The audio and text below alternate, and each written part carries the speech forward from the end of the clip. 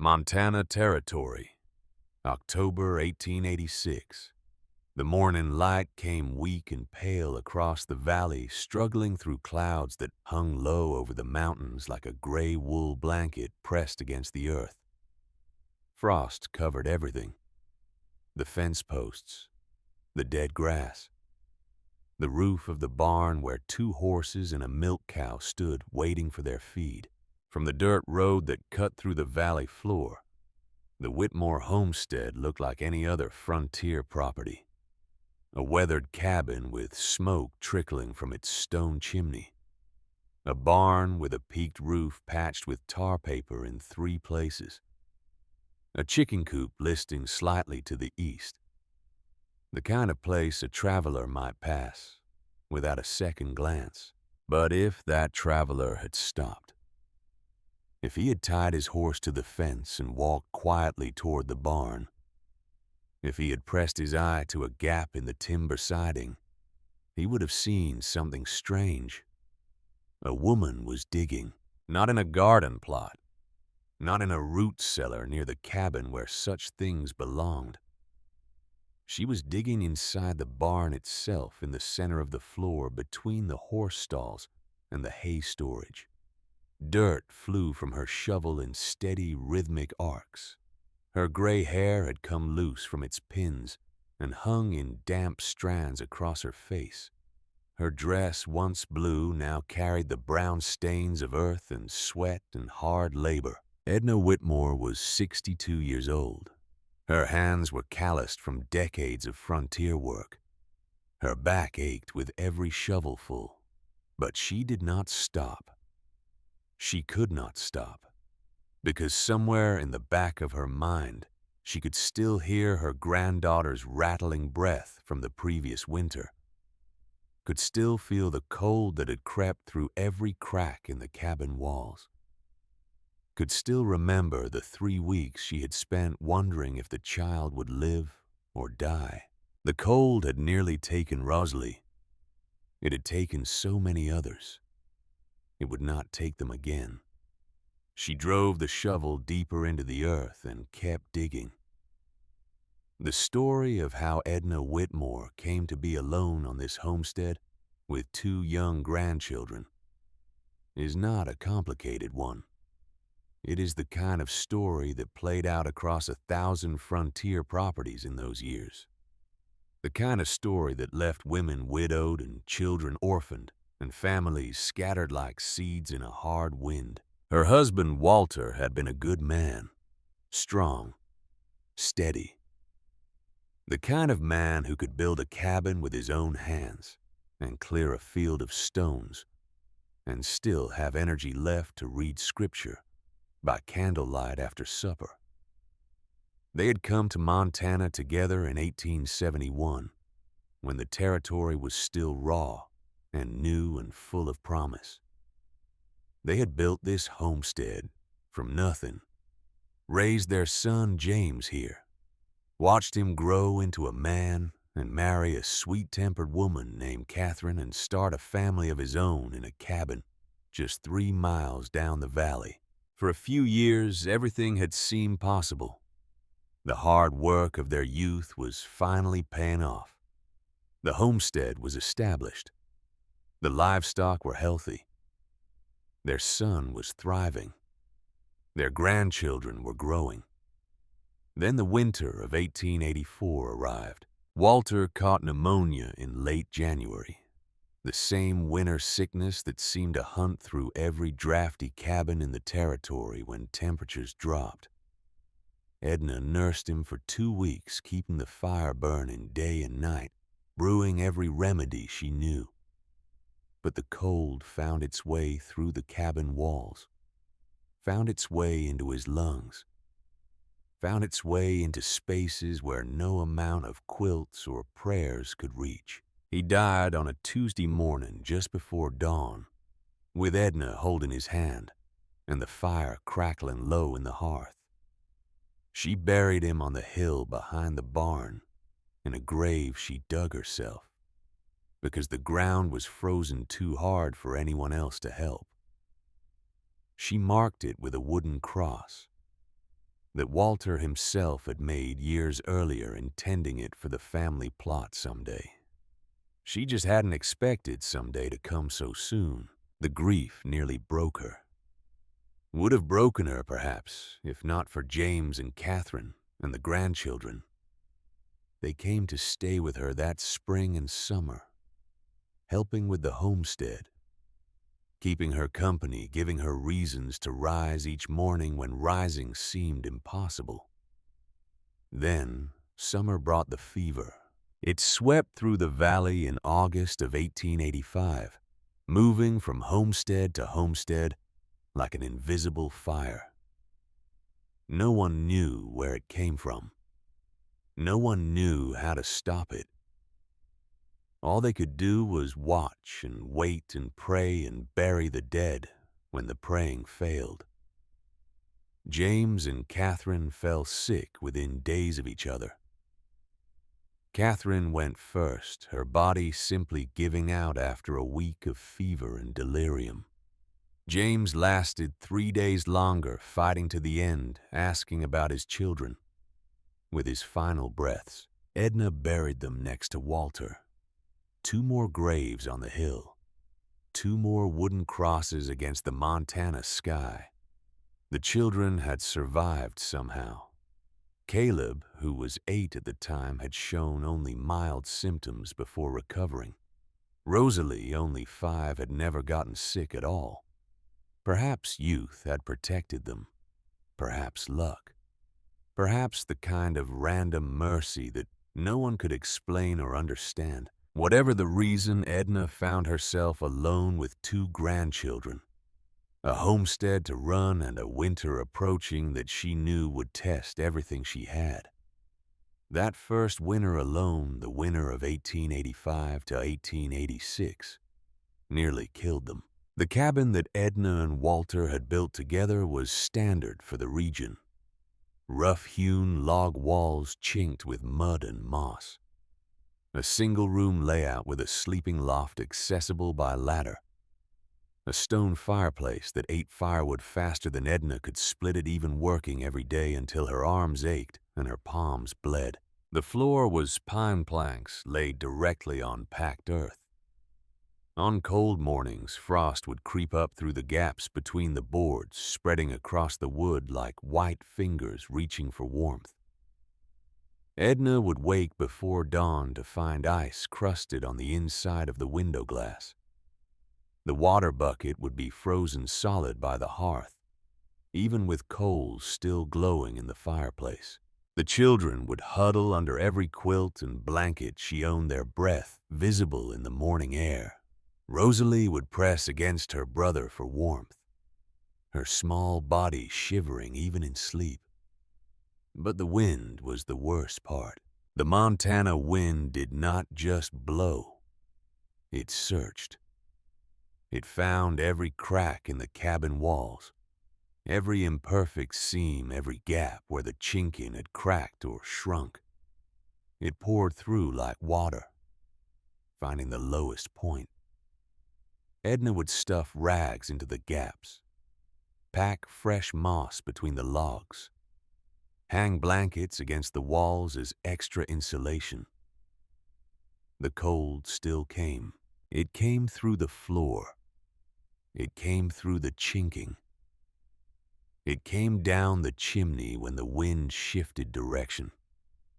It came through the door every time she opened it to fetch more firewood or check on the livestock. By February, Rosalie had developed a cough. At first, Edna told herself it was nothing. Children coughed in winter. Everyone coughed in winter. The dry air, the wood smoke, the cold. It was normal. It would pass. But the cough did not pass. It deepened.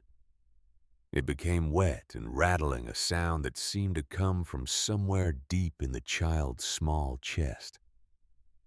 Rosalie's face grew pale. Her forehead grew hot. She stopped eating, stopped playing, stopped asking questions about when spring would come. For 3 weeks, Edna did not sleep more than an hour at a time. She kept Rosalie wrapped in blankets by the fire, feeding her broth and tea, and anything she could coax past the child's dry lips. She burned through half her winter wood supply, keeping that single room warm enough to fight the sickness. The fever spiked at night, always at night when the fire burned low and the cold pressed in, and Edna would sit in the rocking chair with Rosalie in her arms, praying to a God she was no longer sure was listening. She thought about Walter, about James and Catherine, about the 3 graves on the hill behind the barn. She thought about how close the 4th grave was, how easy it would be to dig come spring when the ground thawed, how small it would have to be. Rosalie survived, barely, by the grace of God or luck or sheer stubborn will. The fever broke on a Wednesday morning in late February, and Edna wept with relief, holding the child's thin body against her chest and whispering promises she intended to keep. Never again. Never again would she let the cold take someone she loved. Never again would she spend a winter fighting for survival in a cabin that leaked heat like a sieve. Never again would she watch a child struggle to breathe because the walls could not keep the weather out. Something had to change. The idea came to her slowly, the way all good ideas do. Not in a flash of inspiration, but in quiet observations accumulated over time. It started with the barn. The barn was smaller than the cabin, just 20 feet by 16 feet. Rough timber construction, nothing fancy. But during those desperate weeks, nursing Rosalie, Edna had noticed something strange. Every time she went to check on the livestock, every time she carried water to the horses or collected eggs from the chickens, or milked the cow by lantern light, the barn was warmer than she expected. Not warm. The barn was not heated, but noticeably less cold than outside. Noticeably more comfortable than the cabin, even when the cabin had a fire roaring. She started paying attention. On a night when the cabin thermometer read 12 degrees inside, despite the fire, Edna bundled up and walked to the barn with a lantern in one hand and a second thermometer in the other. She hung the thermometer on a nail and waited 30 minutes sitting on a hay bale in the darkness, listening to the horses shift in their stalls and the cow chew her cud. When she checked the reading, she nearly dropped the lantern. 28 degrees, 16 degrees warmer than the cabin, with no fire, no heat source at all except the animals themselves. She began to understand. The 2 horses and the milk cow generated body heat. Not much individually, but enough to raise the temperature of an enclosed space. Their breath added moisture and warmth to the air. The hay stacked in the loft acted as insulation, a thick blanket of dried grass between the roof and the space below. The barn's north wall was partially bermed with earth, a practical detail her husband had included to block the prevailing wind. Inside the barn on the coldest nights, the temperature hovered somewhere between 25 and 35 degrees. Still cold. Still uncomfortable for sleeping. But survivable without fire. Survivable without burning through cord after cord of wood. Edna stood in the barn that night listening to the animals breathe, feeling the relative warmth on her face. And an idea began to form in her mind. Not sleeping in the barn itself. That would be improper, and the smell of livestock would be unbearable in such close quarters. But what if she could capture that warmth? What if she could build a space that used the barn as a roof, and the animals as a furnace? and the earth itself as insulation. What if she went underground? The thought should have frightened her, would have frightened most people. Digging a room beneath a barn, living in the earth like a badger or a prairie dog. It sounded desperate. It sounded crazy. But Edna had grown up in Pennsylvania, the daughter of a man who worked construction before the family moved west. She remembered her father building a deep cellar beneath their farmhouse when she was a girl.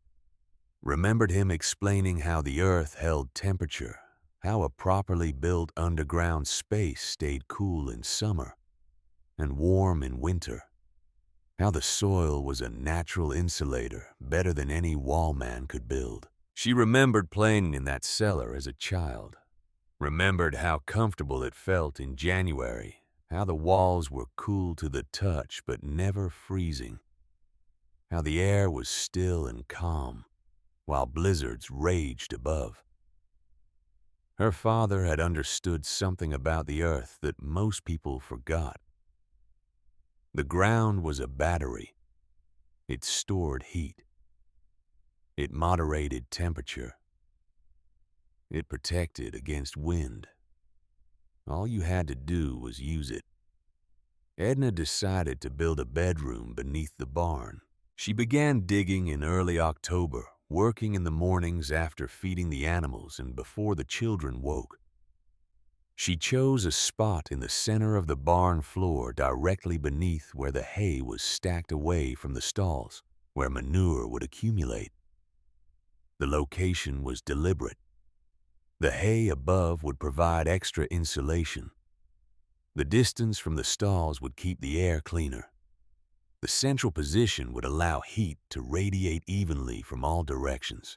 The excavation was back-breaking work for a woman of any age, let alone 62. 8 feet wide, 12 feet long, 7 feet deep.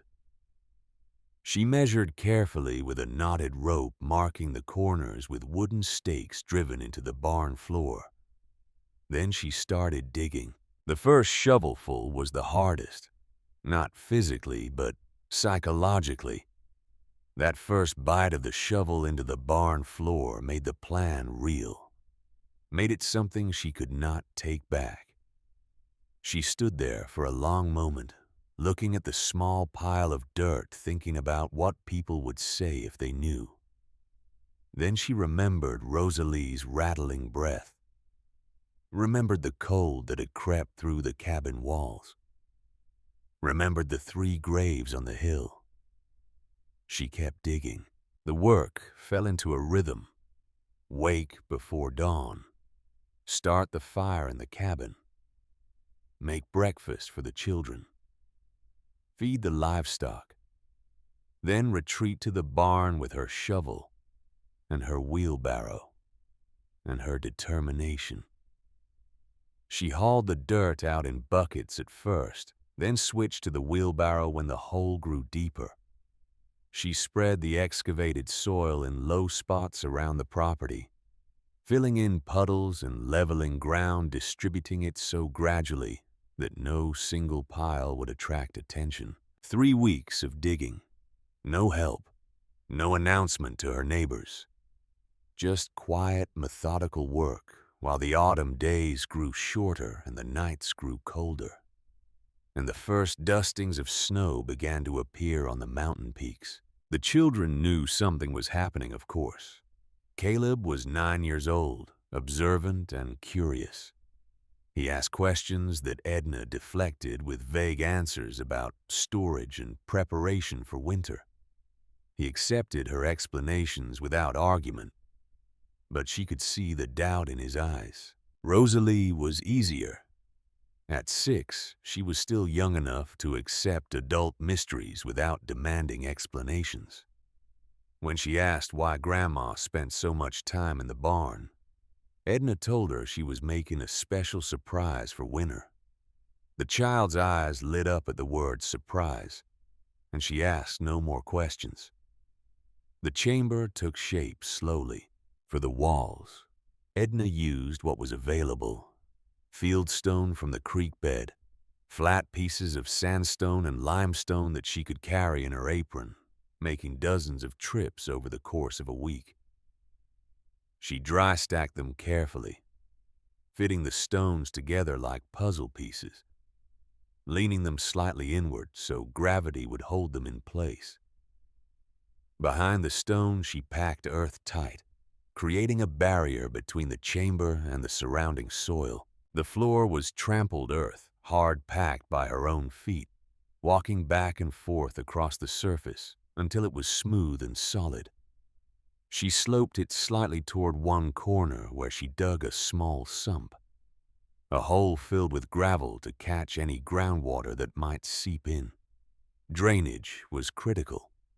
A flooded chamber would be worse than useless. Timber framing came next. She salvaged lumber from an old shed that had collapsed the previous spring, cutting and fitting the beams with a saw and axe, and more determination than skill. The beams ran perpendicular to the barn's existing floor joists, creating a ceiling for the underground room that could bear the weight of livestock and hay and human traffic overhead. The entrance was the cleverest part. No exterior door. No obvious access point that would expose the chamber to wind or let cold air pour in. Instead, Edna cut a trap door through the barn floor itself. A 3-foot by 3-foot opening in the southwest corner, covered with planks that sat flush with the surrounding boards. From inside the barn, you could lift the trap door and descend a short ladder into the chamber below. From outside the barn, you would never know it existed. The wind would never find it. Word traveled fast in a territory where homesteads were spread miles apart, where survival often depended on neighborly cooperation and shared resources, where people paid attention to what others were doing because isolation and curiosity made a powerful combination. Samuel Corcoran was the first to notice something strange. Samuel owned the closest neighboring homestead about 2 miles to the east. A solid man in his 40s with a wife and 3 children. And the kind of practical skepticism that came from 20 years of frontier living. He had known Walter Whitmore well, had helped dig the grave when Walter died, had watched with quiet concern as Edna struggled through that first winter alone with the grandchildren. He was riding past the Whitmore property one afternoon in late October when he saw Edna emerging from the barn with a wheelbarrow full of dirt. Dirt. From inside the barn. Samuel slowed his horse, watching as she dumped the load in a low spot near the fence line, then turned and went back inside. He waited. 5 minutes later, she emerged again with another load. That evening, he mentioned it to his wife, Ruth. She's digging in the barn, the widow Whitmore, hauling out dirt by the wheelbarrow. Ruth looked up from her mending. Digging in the barn. Whatever for couldn't say. Maybe she's putting in a new foundation for a stall. Maybe expanding the root cellar. You said in the barn? Not near it. Samuel nodded slowly. In the barn. Dead center from what I could tell. Ruth set down her needle. That's peculiar. It was. The word spread the way words always spread in small communities. Samuel told Ruth. Ruth mentioned it to another woman at the church gathering the following Sunday. That woman told her husband, who told his brother, who told the clerk at the general store. Within 2 weeks, everyone in the valley knew that the widow Whitmore was digging something underneath her barn. The speculation ranged from practical to fantastic.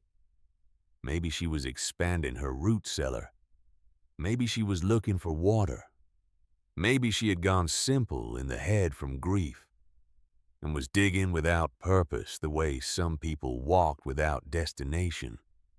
when sorrow took their minds. Margaret Yates, the school teacher who lived alone in a cabin attached to the small schoolhouse 3 miles north, heard the rumors and felt a pang of sympathy.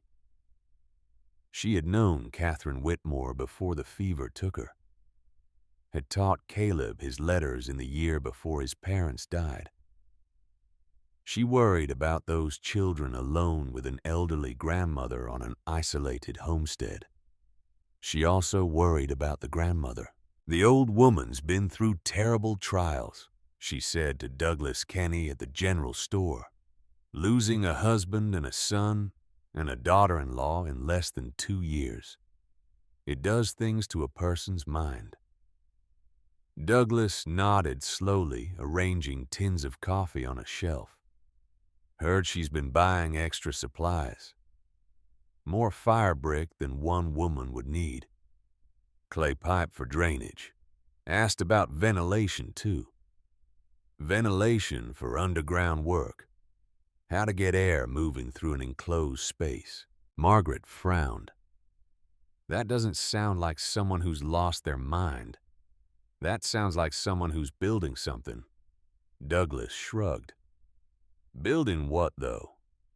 That's the question everybody's asking." The answer came in early November, though not from Edna herself. Isaac Brennan was the closest thing the valley had to a community elder.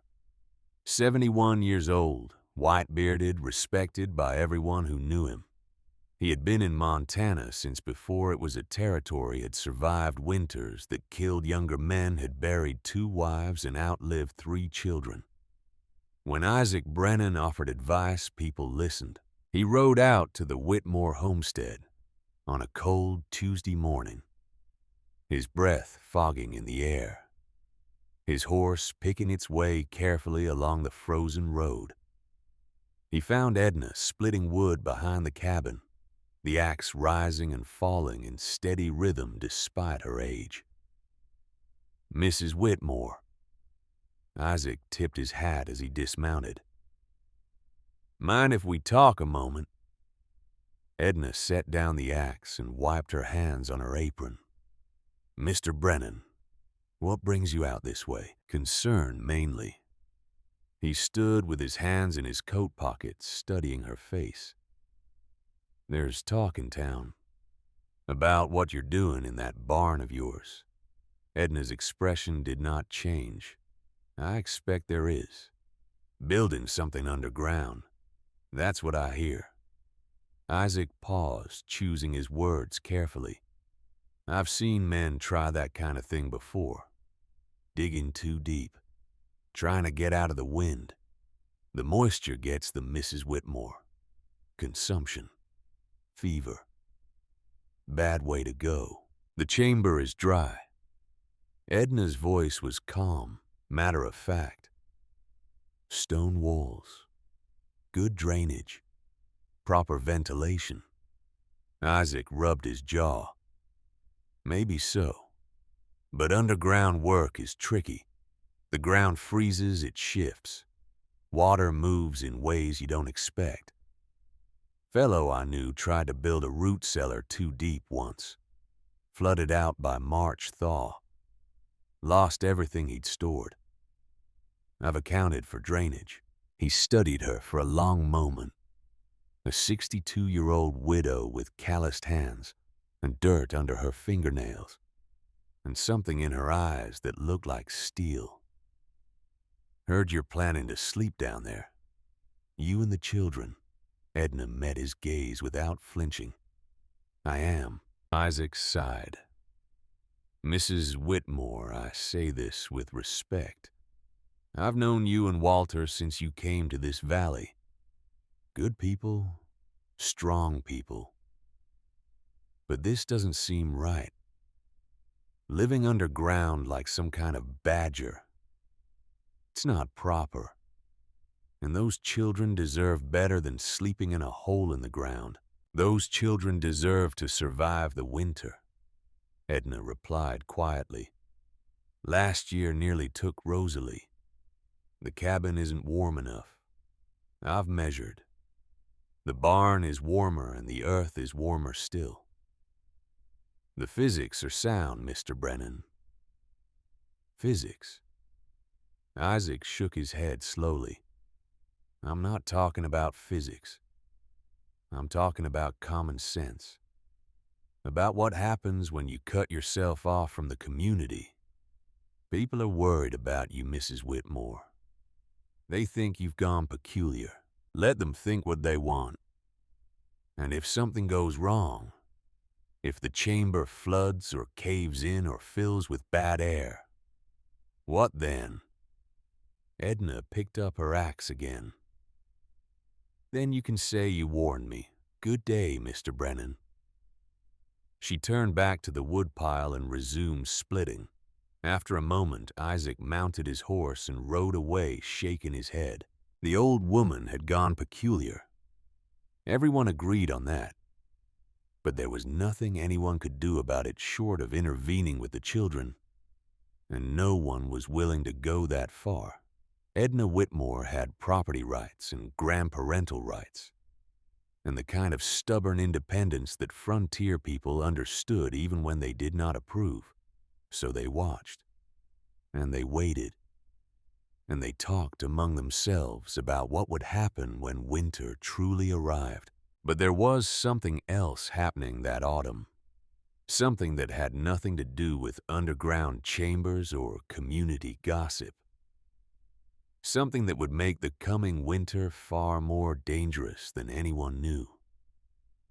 Harlan Croy came to the Whitmore homestead on the last day of October. He arrived in a black buggy pulled by two matching gray horses, the kind of expensive rig that announced its owner's wealth before he said a word. Harlan was 55 years old, tall and thin with a narrow face and eyes that calculated everything they saw. He wore a wool coat that cost more than most families spent on food in a month. His boots were polished despite the muddy roads. Edna was feeding the chickens when the buggy pulled up. She watched it approach with narrowed eyes, recognizing the horses before she recognized the man. Harlan Croy had a reputation in the valley. He owned the bank in Lewistown. He owned 3 saloons. He owned by some accounts half the town council. He also owned paper on at least a dozen homesteads in the area, mortgages and loans and debts that gave him leverage over families who had borrowed money during hard times. Walter had borrowed money from Harlan Croy, Mrs. Whitmore. Harlan climbed down from the buggy with the careful movements of a man who did not like getting his clothes dirty. I don't believe we've had the pleasure of a proper conversation since your husband passed. My condolences, of course. Mr. Croy. Edna did not move from her spot by the chicken coop. What brings you out here? Business, I'm afraid. Harlan reached into his coat and withdrew a folded paper. Your late husband signed a note with my bank in the spring of 1884. $200 secured against this property. The terms specified repayment within 2 years. Edna felt something cold settle in her stomach. I'm aware of the debt. Then you're aware that the note comes due in 3 months. February 1st, 1887. I'm aware. Harlan unfolded the paper and made a show of examining it, though they both knew he had every detail memorized. $200 is a significant sum, Mrs. Whitmore, particularly for a widow managing a property alone. I wanted to discuss your intentions for repayment. Edna looked at the paper in his hands, then at his face, then at the expensive buggy and the matched gray horses. My intentions, she said slowly, are to pay what is owed. Harlan smiled. It was not a pleasant expression. Of course, I never doubted your honor. But circumstances change, don't they? A widow, two young children, a harsh winter approaching, the weight of a homestead on elderly shoulders. He paused, letting the words settle. I want to help Mrs. Whitmore. Truly I do. Help how? I'm prepared to offer you a solution. He tucked the paper back into his coat. Sell me the property. I'll pay off the note myself. Give you $50 for your trouble, and you can move into town. There's a boarding house on 3rd Street. Respectable. Clean. Much easier than trying to work this land alone. Edna's hands tightened around the bucket of chicken feed. This land belonged to my husband, to my son. My grandchildren were born 3 miles from here. I won't sell. Harlan's smile faded slightly. Mrs. Whitmore, I'm trying to be reasonable. February is only 3 months away. Winter in Montana is unpredictable. Anything could happen between now and then. If you can't make the payment, I'll have no choice but to pursue legal remedies. Foreclosure, auction. The children would have to go somewhere. He let the implication hang in the cold air. Surely you don't want that. Edna met his eyes. Her voice was quiet but steady. I have until February. The law is clear on that. It is. Harlan turned back toward his buggy. But the law is also clear on what happens when debts go unpaid. I hope you'll reconsider my offer, Mrs. Whitmore. For everyone's sake. He climbed into the buggy and took up the reins. Before he drove away, he looked back at her one more time. That's a nice barn you have there. Heard you've been doing some interesting work inside it. He clicked his tongue and the horses began to move. I hope whatever you're building keeps you warm this winter. You're going to need it. The buggy rolled away down the frozen road, leaving Edna standing alone with the chicken feed bucket in her hands and a cold knot of fear in her chest. $200. 3 months. And a man who wanted her land badly enough to threaten her with her own grandchildren. She understood now why Harlan had come. It was not just about the debt. There had been recently rumors that the railroad was considering a route through this part of the valley. If those rumors were true, land values would increase tenfold overnight. A property that was worth a few $100s today might be worth thousands in a few years. Harlan Croy had not come to collect a debt. He had come to steal a future. Edna walked slowly back to the barn. She descended the ladder into the underground chamber, where the stone walls rose solid and steady around her. She sat on the dirt floor in the darkness, her back against the cool stone, and let herself feel the fear she had not shown Harlan. $200. She did not have it. The homestead barely produced enough to live on, and what little surplus she managed to save went towards supplies and taxes, and the endless small expenses of frontier survival. She had perhaps $40 hidden in a coffee tin beneath her bed. Maybe 60 if she sold some livestock. Not enough. Not nearly enough. But she had something else. She had this chamber. This strange underground room that everyone thought was crazy. This space that might, if her calculations were correct, let her survive the winter without burning through all her firewood, without buying the extra coal and supplies that Harlan probably assumed she would need. If she could make it to spring, if she could save every penny, if she could sell eggs and butter and whatever else she could produce, maybe, just maybe, she could scrape together enough to pay off the note and keep her land. It was a desperate plan, a gamble built on an underground room and the physics of thermal mass. But desperation makes you practical.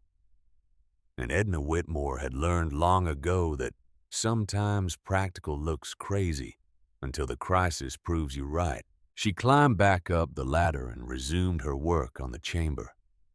There was still the ventilation to finish, the hearth to build, the sleeping platforms to construct. Winter was coming.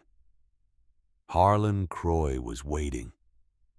And somewhere beneath her feet, the earth was holding its warmth like a promise. The November days grew shorter and colder. The underground chamber took its final shape. Edna built a small corner hearth from fire bricks she had traded eggs and butter for at Douglas Kenny's store. Not a full fireplace. The chamber was too small for that. Just a modest firebox with a clay flue that vented up through the barn wall disguised as a foundation vent. It only needed to hold a small fire. The real heating system was the earth itself. 18 inches of packed soil surrounded the chamber on all sides. 18 inches of thermal mass that would slowly absorb heat from a small fire and radiate it back over hours. The Earth's natural temperature at that depth, somewhere between 45 and 50 degrees Fahrenheit, meant the chamber would never freeze, even without a fire burning. Above the chamber, separated only by timber beams and the barn's floorboards, the two horses and the cow lived their routine lives, their body heat measurable and consistent and free radiated downward through the wood. On a cold night, that animal heat could add 3 to 5 degrees to the chamber's temperature. And above the animals, stacked 8 feet high, sat the hay. A blanket of dried grass acting as insulation between the barn roof and the space below. Eleanor furnished the chamber simply, a rope bed frame with a straw tick mattress salvaged from the cabin's loft. 2 smaller pallets for the children, built from scrap lumber and stuffed with clean hay. A small table, a shelf for the oil lamp and water pitcher, a trunk for clothes, blankets, nothing more. It was strange. She knew that. A bedroom carved into the earth beneath a barn. A sleeping space where the ceiling was a floor and livestock walked overhead, and the walls were stone and dirt. It did not look like a home. It looked like something else entirely. But it was warm. And warmth meant survival. On the 15th of November, Edna lit the first fire in the underground hearth. She watched the smoke rise through the clay flue, checked that the ventilation pipe was drawing fresh air into the chamber, measured the temperature with the thermometer she had hung on the wall. 52 degrees, with only a small fire. While the cabin above sat at 38, she smiled for the first time in weeks. That night, she brought the children down for the first time. Caleb descended the ladder with wide eyes looking around at the stone walls and the flickering lamplight and the strange underground space that his grandmother had built. "Is this the surprise?" Rosalie asked, her voice filled with wonder. "Are we going to live in a cave just for the winter?" Edna told them. "Just until spring comes." Caleb said nothing. He was old enough to understand that this was not normal. Old enough to know that other families did not sleep beneath their barns. But he was also old enough to remember the previous winter, to remember his sister's cough and his grandmother's fear and the endless grinding cold that had made every night a battle. He looked at the thermometer on the wall, looked at the small fire crackling in the hearth, looked at the blankets on the sleeping pallets that were not covered in frost. "It's warm down here," he said quietly. "Yes," Edna agreed. "It is." They slept underground that night for the first time. Edna lay awake for hours listening to the sounds of the earth around her. The faint shifting of the horses overhead. The whisper of wind that could not reach them. The deep silence of stone and soil. Above them, winter was gathering its strength. Below them, the earth held its warmth like a secret. And somewhere in town, Harlan Croy was counting the days until February, certain that the crazy widow would fail, and her land would finally be his. December arrived like a threat made good. The temperature dropped steadily through the first week, falling 5 degrees each day, until the mercury in Edna's thermometer barely climbed above 0, even at noon. The sky turned the color of old pewter, heavy and low, pressing down on the valley like a weight. The wind shifted to the north and stayed there, a constant presence that found every gap in every structure and reminded everyone that winter had only just begun. In the underground chamber, life settled into a rhythm. Edna would wake before dawn, climb the ladder into the cold barn, and feed the livestock by lantern light.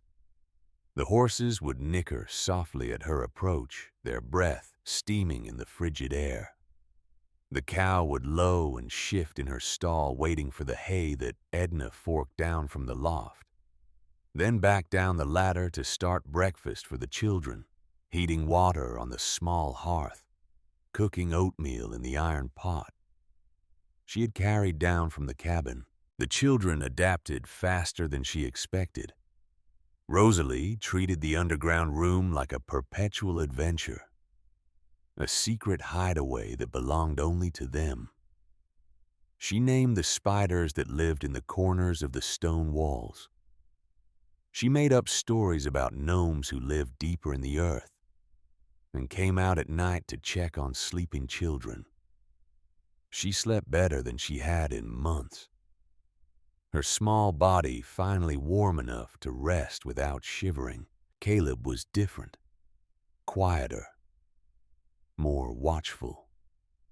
He helped his grandmother with chores without being asked, carrying water and splitting kindling and checking the ventilation pipe for blockages. But there was something in his eyes that Edna recognized, a wariness, a waiting. He had not forgotten what people said about them. The trips to town became harder as December progressed. The road froze solid, then covered with snow, then froze again into treacherous ruts that threatened to break a wagon wheel with every mile.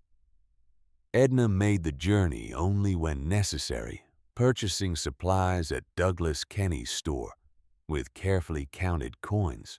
She felt the eyes on her whenever she walked through town, the whispers that stopped when she approached, the careful distance that people maintained as though her strangeness might be contagious. Douglas Kenny remained professionally neutral, weighing her flour and wrapping her purchases without comment on her living arrangements. But others were less restrained. Mrs. Whitmore. The voice came from behind her on the boardwalk outside the general store. Edna turned to find Martha Henderson, wife of one of the town council members, standing with another woman whose name Edna could not remember. "Living underground now, are we? For the winter?" Edna's voice was flat. How exotic. Martha exchanged a glance with her companion. Like the Indians used to do, I suppose. Or perhaps the Chinese miners. She smiled, but there was no warmth in it. "I do hope the children are managing. Such an unusual situation for young ones. The children are fine." "Of course they are." Martha's smile widened. "Children are adaptable. They can get used to almost anything, can't they? Even living like animals. Edna felt her hands tighten on her packages. She thought about responding, thought about explaining the physics of thermal mass and earth-sheltered construction, thought about describing the temperature readings she took every morning, the consistent 52 degrees that her chamber maintained, while these women's houses struggled to stay above freezing. But she said nothing. There was no point. They would not understand, and explaining would only give them more ammunition for their mockery. "Good day, Mrs. Henderson."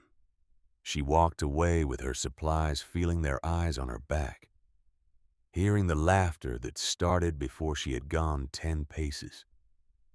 That night, back in the underground chamber, she sat by the small fire and thought about pride, about dignity, about what it cost to be different in a world that punished difference with isolation and ridicule.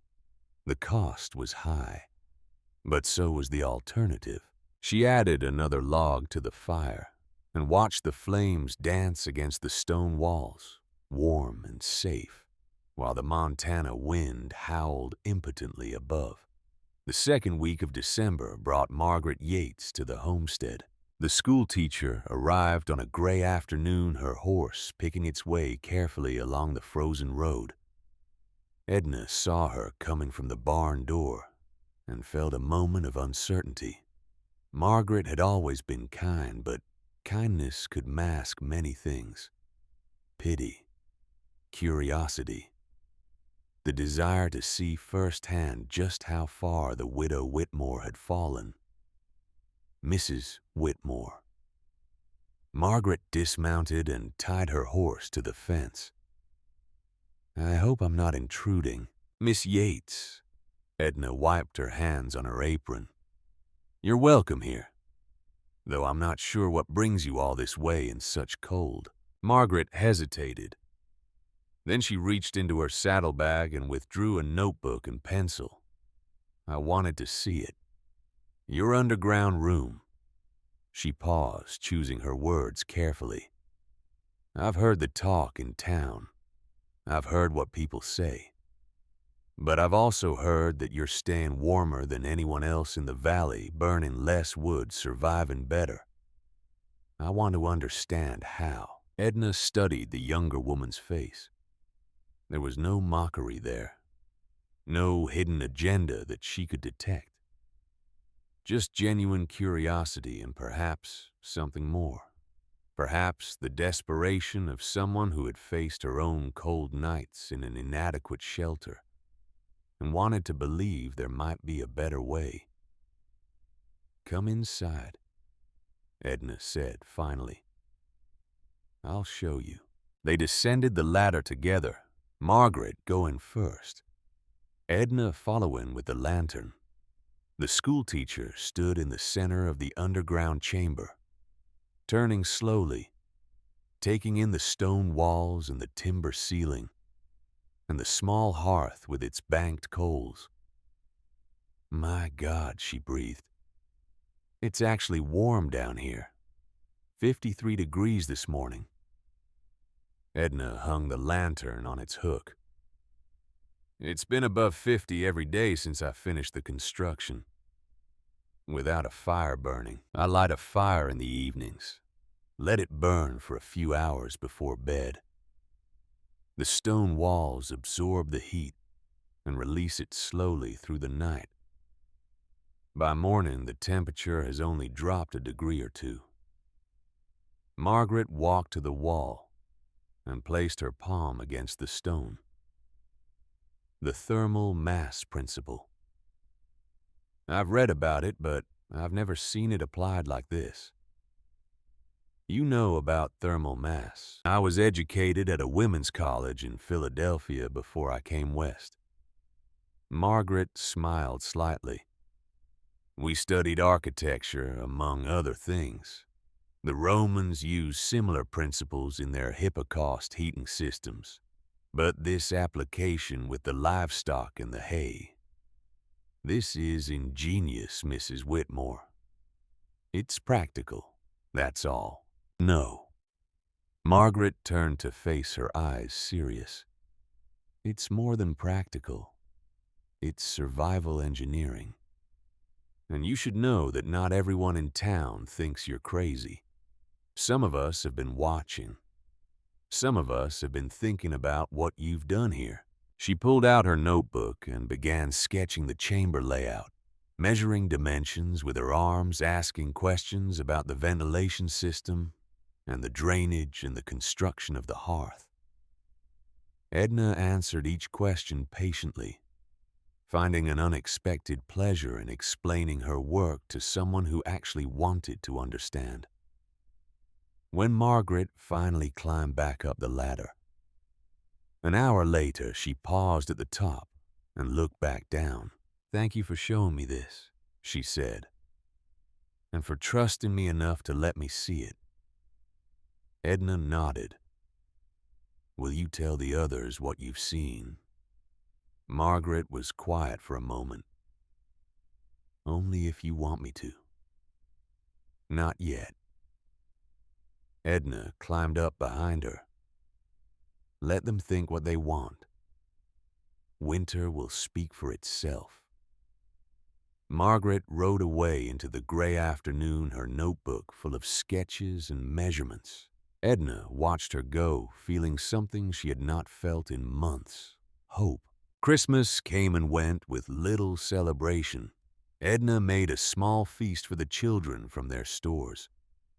Roasted chicken, preserved vegetables, a dried apple pie that was more crust than filling, but still drew smiles from both grandchildren. They exchanged simple gifts. A carved wooden horse for Caleb that Edna had worked on secretly for weeks. A rag doll for Rosalie, sewn from scraps of Catherine's old dresses. The children did not ask about presents from town. They did not ask why no neighbors came to visit, why no church bells rang for them, why their Christmas was celebrated underground, while everyone else gathered in warm parlors and decorated homes. They were learning what it meant to be different, what it cost, what it demanded. Edna hated that lesson, but she could not protect them from it. All she could do was keep them warm and alive and hope that someday the world would be kinder. The day after Christmas, Harlan Croy sent a letter. It arrived by courier, a young man on horseback, who handed over the envelope without meeting Edna's eyes. She stood in the cold outside the barn and read it twice, her hands shaking not from the temperature, but from the words on the page. "Mrs. Whitmore, this letter serves as formal notice that your debt of $200 plus accrued interest of $18.40 will come due on February 1st, 1887. Failure to remit full payment by that date will result in foreclosure proceedings being initiated against your property. As a courtesy, I wish to inform you that I have retained the services of Sheriff Thomas Dalton to assist in the execution of any necessary legal remedies. The sheriff has assured me of his full cooperation in this matter. I remain hopeful that we can resolve this situation amicably. My earlier offer to purchase your property remains open.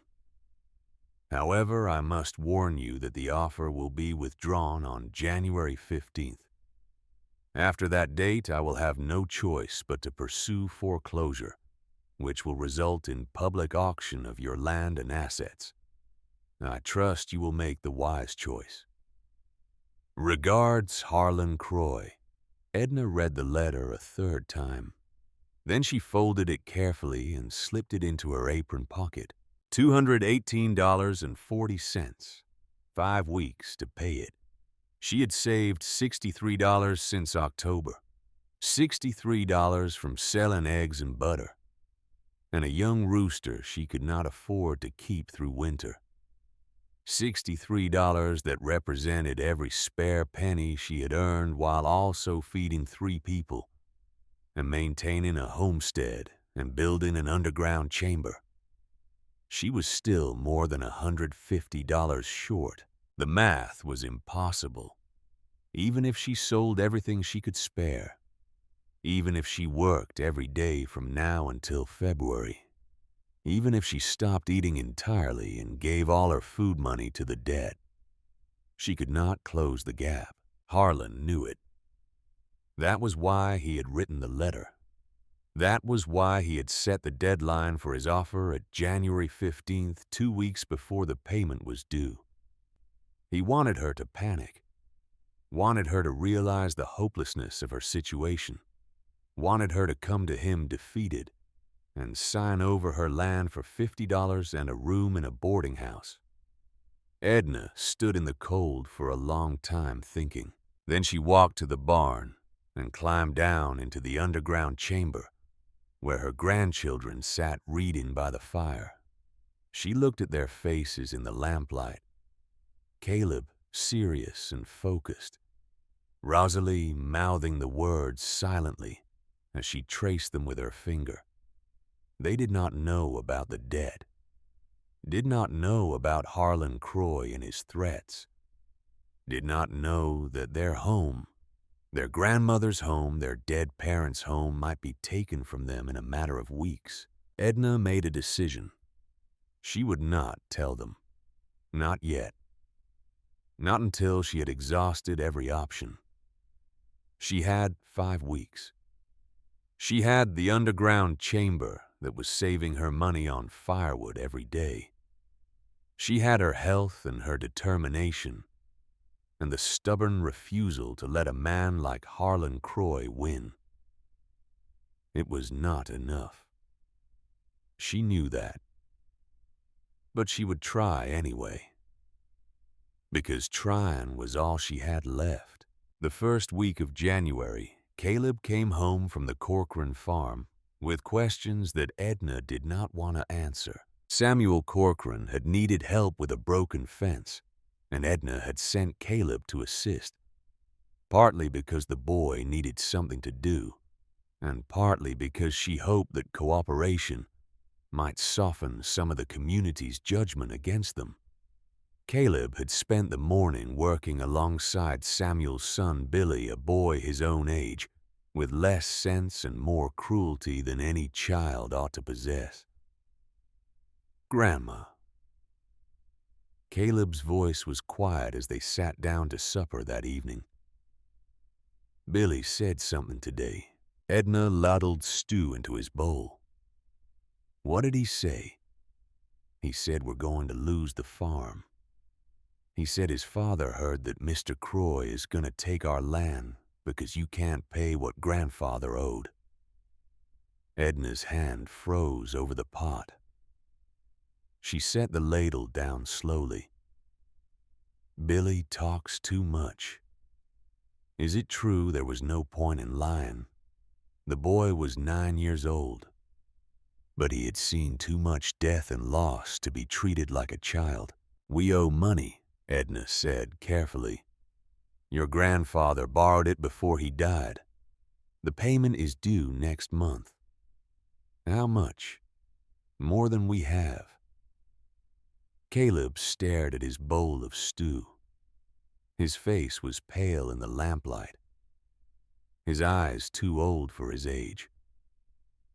"If we lose the farm, what happens to us? We won't lose the farm. But if we do..." His voice cracked slightly. "Where would we go? Would they send me and Rosalie away?" "Billy said they send orphans to work in factories in the city. He said they put old people in poorhouses where they die alone." Edna reached across the table and took his hand. "We are not going to lose this farm. Do you understand me? But you said we don't have enough money." "Not yet. But I'm working on it. I'm selling everything I can, saving everything I can. And we still have time." How much time until February? Caleb was quiet. Then in a voice barely above a whisper, he asked the question that Edna had been dreading. Why won't anyone help us? Edna had no answer for that.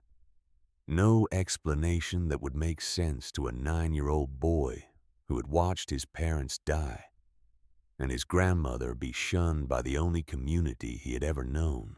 Because people are afraid, she said. Finally. Afraid of things they don't understand. Afraid that what happened to us might happen to them. It's easier to keep their distance than to admit that any of us could lose everything in a single bad season. That's not fair. No, it isn't. They ate the rest of their supper in silence. Rosalie, oblivious to the tension, chattered about a dream she had had involving the imaginary gnomes in a tea party beneath the earth. Caleb pushed food around his bowl without appetite. That night, after the children were asleep, Edna climbed up into the barn and stood in the darkness listening to the wind howl outside. She had tried so hard to protect them. From the cold, from the grief, from the knowledge that the world could be cruel and unfair and indifferent to their suffering. But she could not protect them from everything. Could not shield them from the reality that they might lose their home, their history, everything their family had built over 15 years of frontier living, all because of $200 and a man who saw opportunity in their misfortune. Edna pressed her forehead against the cold barn wall and allowed herself 1 minute of despair. 1 minute to feel the weight of everything pressing down on her. The debt, the isolation, the responsibility for 2 young lives that depended entirely on her. Then she straightened her spine and wiped her eyes and climbed back down the ladder. Tomorrow she would try again. She would find a way. She had to. January 9th, 1887. The morning started like any other winter morning in Montana Territory. Cold, clear, still. Edna woke at her usual hour, checked the thermometer on the chamber wall, and noted the reading in the small journal she kept. 51 degrees. The fire had burned down to coals overnight, but the stone walls had held their heat as they always did. She climbed up into the barn and fed the livestock. The horses seemed restless, shifting in their stalls, tossing their heads in a way that usually meant a change in weather approaching. The cow stamped her hooves and refused to stand still for milking. Animals knew things. Walter had always said that. They could sense what humans could not. Storms, earthquakes, danger. Edna looked up at the barn roof as if she might see through it to the sky beyond. Then she went back down to wake the children and start breakfast. By noon, the temperature had dropped 15 degrees. By sunset, it had dropped another 20. The wind came up from the north around 4 in the afternoon, starting as a whisper and building steadily into something that shook the barn walls and drove snow horizontally across the valley floor. The sky had turned the color of a bruise purple and gray and ominous. Edna made a decision. She brought extra water into the underground chamber, extra firewood, extra food. She checked the ventilation pipe twice and made sure the trapdoor sealed properly against drafts. What's happening? Grandma Rosalie asked, her eyes wide. A storm is coming. A big one from the feel of it. We're going to stay down here until it passes. How long will that be? Edna did not answer. She did not know. But something in her bones told her this storm would be unlike anything she had experienced before. That night she barely slept. The wind screamed above them like a living thing, a sound so loud and constant that it seemed to vibrate in her chest. Snow must have been falling, though she could not see it from underground. She could only hear the howl of the storm and feel the strange pressure in her ears that came with severe weather. The temperature inside the chamber held steady. 50 degrees, 49, 48 as the night wore on and the small fire burned down. Still warm, still safe. But above them, Edna knew the world was becoming something else entirely. The blizzard of January 1887 would later be called the worst winter storm in Montana Territory's recorded history. The temperature dropped to 40 degrees below zero. The wind sustained speeds above 40 miles per hour, with gusts exceeding 60. Snow fell not downward, but sideways, driven by winds so fierce that it accumulated in drifts 20 feet high in some places. Visibility dropped to zero. The air became a solid wall of white, impenetrable, disorienting. Men who stepped outside to fetch firewood became lost before they had gone 10 paces from their doors. Some of them never found their way back. Livestock died in their stalls, despite every attempt to keep them warm. Water froze solid in covered buckets beside roaring fires.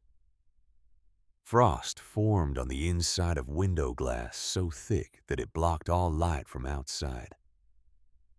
The storm lasted 4 days. Across the valley, families huddled in their cabins and fought to survive. Samuel Corcoran's family burned through their firewood at a terrifying rate. Samuel fed the fireplace constantly, splitting logs with numb fingers, hauling armloads of wood through the howling wind, watching his supply dwindle hour by hour. The cabin temperature hovered around 35 degrees despite his efforts.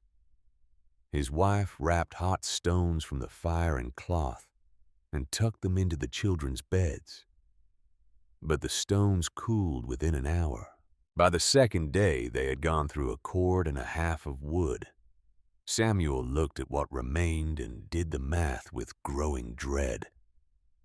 If the storm lasted another week, they would freeze to death in their own home. The Brennan family fared worse. Isaac's cabin was larger than most, built to accommodate his wife, 4 children, and his elderly father who had come west with them 20 years earlier. The fireplace was inefficient, designed more for cooking than heating its wide, shallow firebox, throwing heat poorly into the room while sucking warmth up the chimney. They burned through wood at an alarming rate and still could not get the cabin above freezing. On the second night of the storm, Isaac's father started coughing. Deep, wet, rattling coughs that shook the old man's entire body. By morning, he was feverish, shaking uncontrollably, even wrapped in blankets beside the fire. Isaac recognized the signs. He had seen them before in other winters, in other cabins. Pneumonia, the same illness that had taken Walter Whitmore. The same illness that killed more frontier settlers than any other cause. His father needed warmth, real warmth. Not the inadequate 30 degrees they were managing. Not the constant draft that found its way through every crack in the walls. But Isaac had nothing more to give. He was already burning everything he could find, already doing everything humanly possible. It was not enough. Margaret Yates nearly died on the 3rd night. She lived alone in a small cabin attached to the schoolhouse, a structure built for economy rather than comfort. When the storm hit, she burned her firewood, then her kindling, then the small ladder that led to her sleeping loft, then 2 chairs and a wooden crate that had held her books. The temperature inside her cabin dropped to 20 degrees despite her efforts. She wrapped herself in every blanket she owned and sat as close to the fire as she could without catching her clothes alight. It was not enough. On the third night, her chimney became blocked with snow. She woke to find the cabin filling with smoke, the fire smoldering instead of burning clean. She could not breathe, could not see, could not think clearly enough to understand what was happening. She had two choices: suffocate from the smoke or freeze without the fire. She chose to open the door.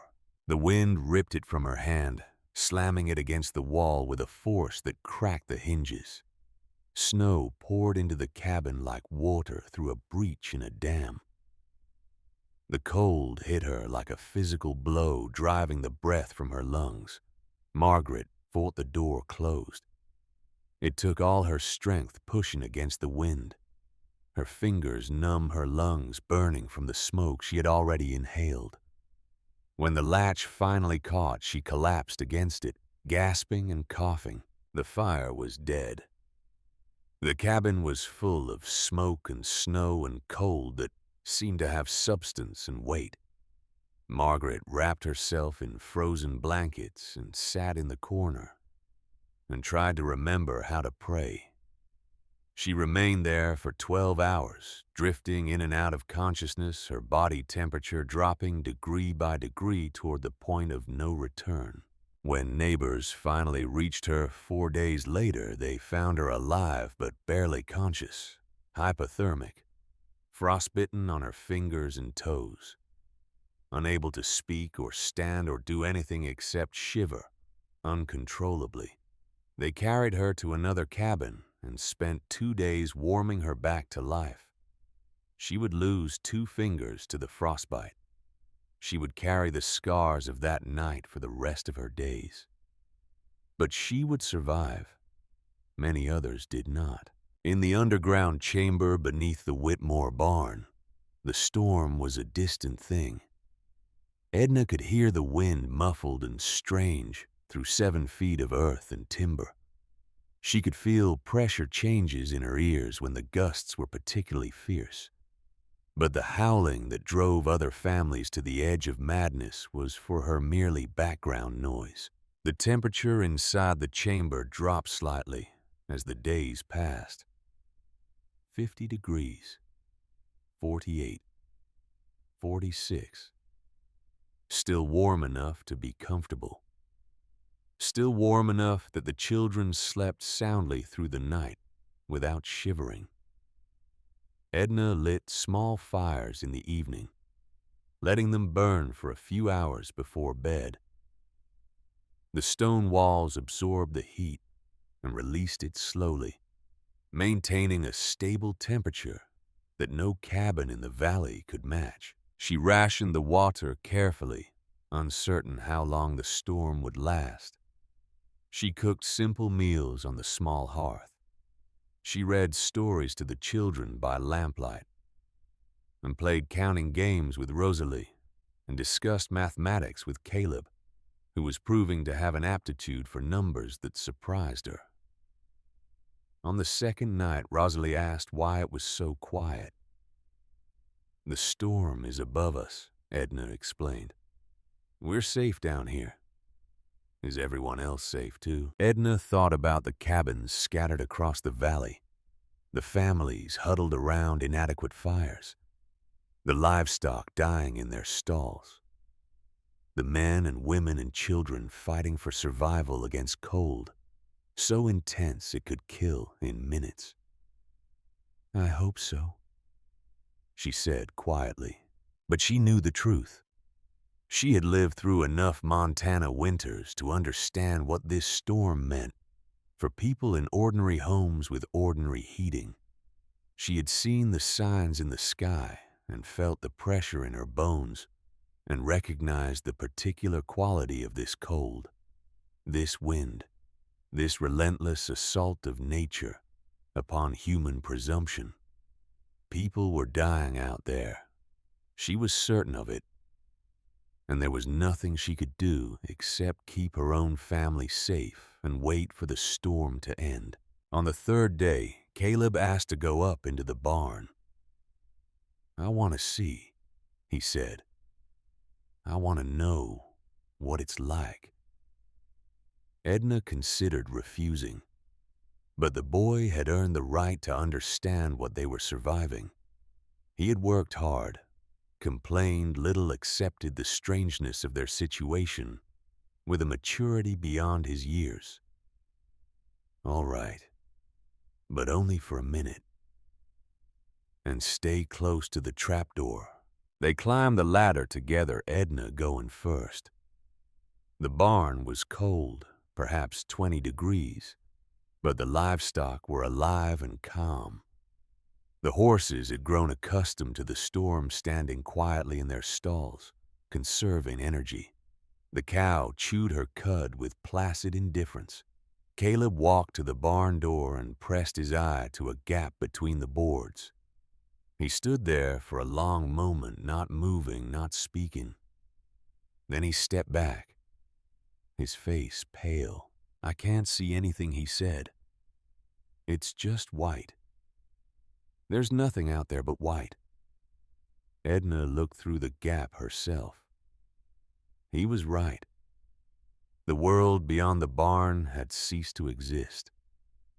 There was only the storm, a solid wall of driven snow that seemed to go on forever in every direction. "Come back down," she said gently. "There's nothing to see up here." They descended the ladder and sealed the trapdoor above them. Caleb sat by the fire for the rest of the day, unusually quiet, occasionally glancing upward at the ceiling as if he could see through it to the chaos above. That night before he slept, he spoke into the darkness. "Grandma, yes. The people who laughed at us, the ones who said you were crazy." He paused. "Do you think they're okay?" Edna did not answer immediately. She lay in her bed listening to the muffled howl of the wind, thinking about Samuel Corcoran and Isaac Brennan and Margaret Yates and all the others who had mocked her or pitied her or simply kept their distance. "I don't know," she said finally. "I hope so. But I don't know." Another silence. Then very quietly, "I'm glad we're down here. Even if people think it's strange. I'm glad you built this place." Edna felt tears prick her eyes. "So am I, sweetheart. So am I." On the morning of the fourth day, the wind began to die. It did not stop all at once. The howling faded gradually, dropping from a roar to a moan to a whisper over the course of several hours. The pressure in Edna's ears eased. The constant vibration that had filled the underground chamber for days finally stilled. She climbed up into the barn and pushed open the door. The world outside was transformed. Snow lay in drifts higher than her head, sculpted by the wind into strange shapes that looked almost artificial. The sky was clear for the first time in 4 days, a pale winter blue that seemed impossibly bright after so long underground. The cold hit her immediately, so intense that her first breath seemed to freeze in her throat. But the wind was gone, and with it the deadliest element of the storm. She looked across the valley toward the other homesteads. Smoke rose from a few chimneys in the distance, thin trails against the blue sky. Signs of life. Signs of survival. But not from all of them. Some chimneys stood cold and still. No smoke, no movement. No indication that anyone inside had made it through. Edna stood in the barn doorway for a long moment, looking out at the valley she had called home for 15 years. Then she went back down the ladder to tell the children that the storm had passed. They had survived. But she knew with the certainty that comes from experience that not everyone had been so fortunate. 2 days after the storm ended, Samuel Corcoran came to the Whitmore homestead.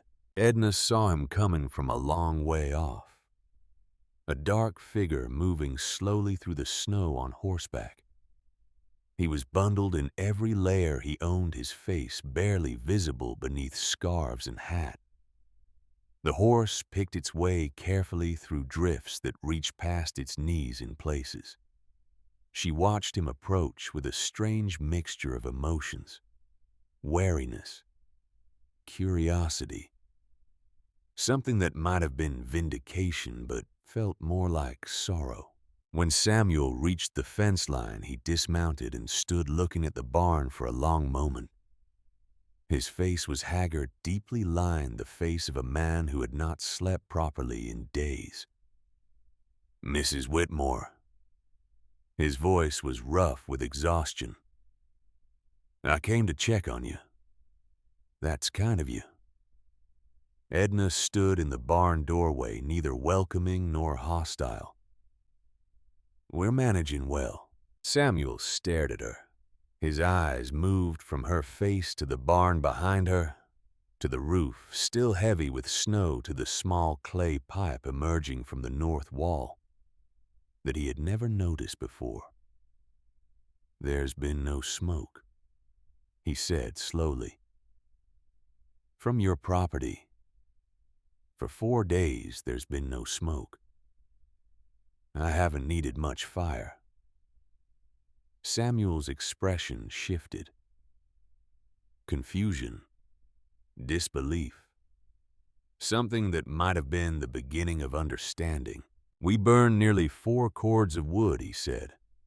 4 cords, and we still nearly froze. The cabin never got above 35 degrees. My children slept in their coats under every blanket we own, and still shivered through the night. He paused. "And you're telling me you managed well. Would you like to see?" It was not an offer Edna had planned to make. But something in Samuel's face, some combination of exhaustion and desperation and genuine bewilderment, made her extend it anyway. He stared at her for a long moment. Then he nodded. Edna led him into the barn and lifted the trap door. Samuel looked down into the opening at the ladder descending into darkness at the faint glow of lamplight from below. "What in God's name?" he whispered. "Go ahead." Edna gestured toward the ladder. "See for yourself." Samuel descended slowly, gripping each rung with white-knuckled hands. Edna followed, pulling the trap door closed behind them. The temperature change was immediate. Samuel stood at the bottom of the ladder, his mouth slightly open, looking around the underground chamber with an expression of pure astonishment. The stone walls, the timber ceiling, the small hearth with its banked coals, the 2 sleeping pallets where the children had spent 4 nights in comfort while his own family fought for survival. "What is this?" His voice was barely above a whisper. "It's a bedroom." Edna spoke matter-of-factly. "Underground, using the earth for insulation and the livestock for heat." Samuel walked to the thermometer hanging on the wall. 51 degrees. He read the number aloud as if saying it would make it more believable. 51 degrees. With no fire. I burned perhaps a quarter cord during the whole storm. Just evening fires for a few hours. The earth holds the heat. Samuel turned to look at her. His face had gone pale beneath his weather-beaten skin. "We thought you were dead," he said. "I looked over here on the 3rd day, saw no smoke, and told my wife that you and the children must have frozen. I said I'd come check when the storm broke, but I expected." He stopped, unable to finish the sentence. I know what you expected. A long silence filled the underground chamber. Samuel stood in the center of the room, turning slowly, taking in every detail. The drainage sump in the corner, the ventilation pipe that brought fresh air from outside, the efficient little hearth that only needed to supplement the earth's natural warmth. This is remarkable. His voice was hoarse. Mrs. Whitmore, this is remarkable. It's practical. That's all. No. Samuel shook his head firmly. No, this is more than practical. This is engineering. This is genius. He looked at her with new eyes as if seeing her for the first time. We mocked you. All of us. We thought you'd gone peculiar with grief. Edna said nothing. Isaac Brennan came to warn you, didn't he? Told you the moisture would kill you. Told you the chamber would flood or collapse. He did. Samuel laughed a sound without humor. His father is dying. Did you know that caught pneumonia during the storm? Might not last the week. I'm sorry to hear that. Margaret Yates nearly froze to death in her cabin. They found her hypothermic, barely conscious. She's going to lose some fingers. Edna closed her eyes briefly. I heard the schoolhouse chimney was troublesome. Troublesome. Samuel repeated the word bitterly.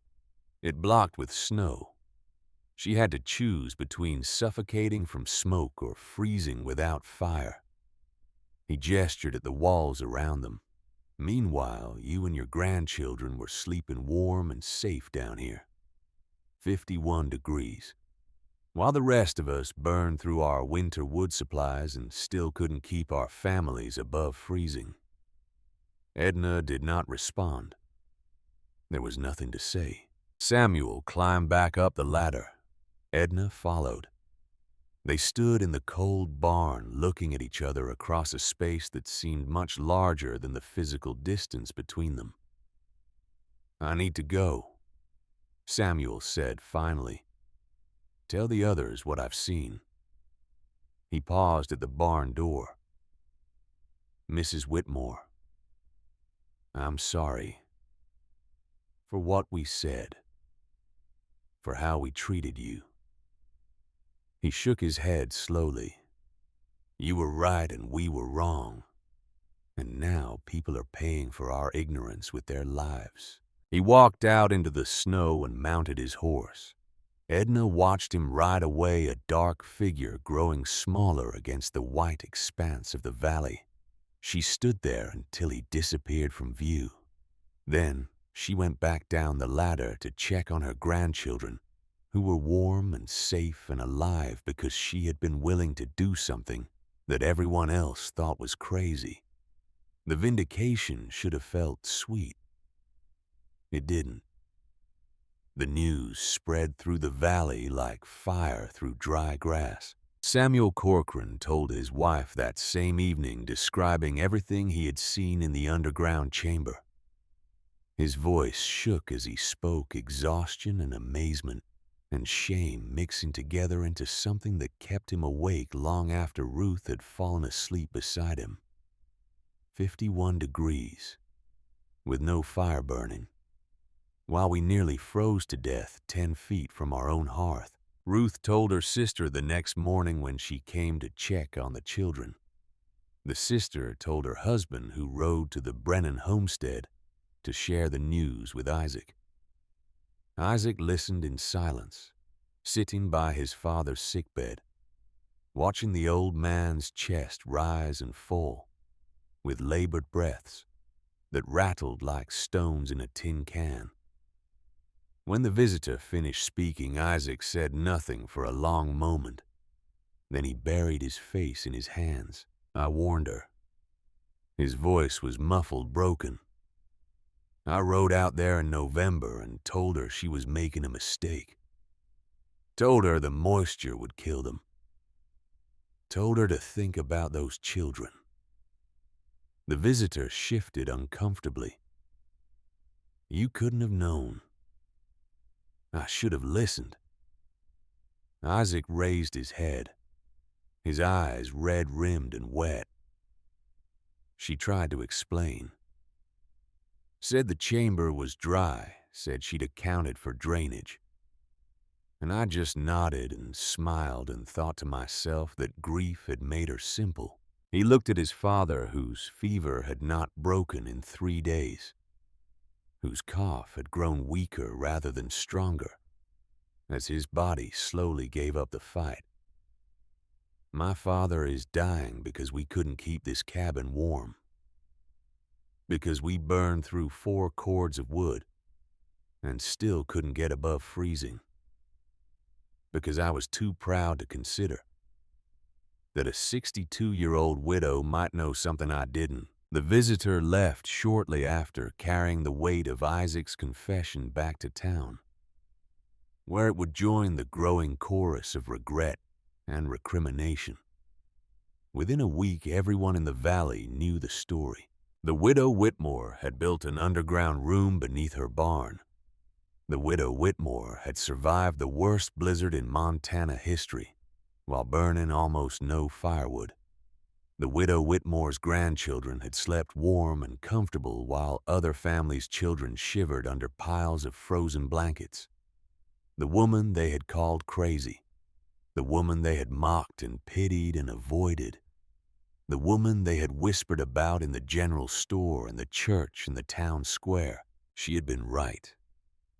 They had been wrong.